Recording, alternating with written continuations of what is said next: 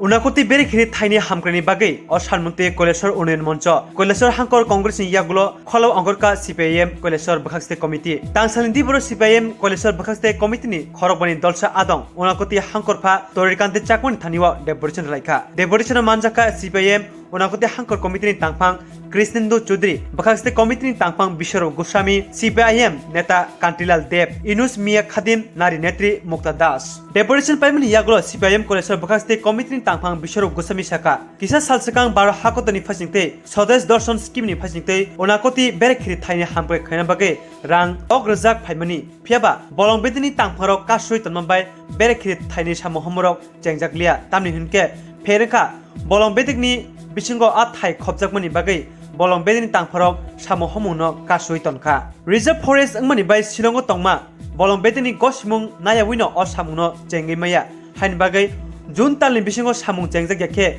o Samungni Rangbob Kipili Thangnai Hain Bagwi CPIMni o Jamarok Hangkor Phani Thani Sanmung Tisaka Dakti Dodro Abno Gosyung Nawoi Unakoti Beraikhirini Thaini Bagwi Rang Phaimano Samungo Thepanani Bagwi Deputation Manmono Yasagi Hangkorpha Kogrkha Borni Sanmurokno Naisiri Dakti Dodroke Samungo Thepanani Chaitone Hnei Kogrkha Hangkorpha আমরা CPIM Kailashahar মহকুমা কমিটির পক্ষ থেকে আজকে জেলা শাসকের কাছে ডেপুটেশনে মিলিত হয়েছিলাম। আমরা জানতে পেরেছি যে আমাদের উনকোটি পর্যটন কেন্দ্রের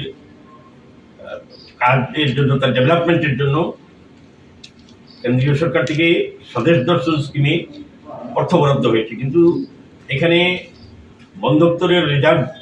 জমি থাকার জন্য বন দপ্তর থেকে বাধা দেওয়ায় এই কাজটা বিলম্বিত হচ্ছে। আমরা এই কাজ দ্রুত সম্পন্ন করার জন্য আজকে জেলা শাসকের কাছে ডেপুটেশন মিলিত হয়েছি এবং জেলা শাসক আমাদেরকে কথা দিয়েছেন যে এই জায়গাটা ডাইভারশন করে যাতে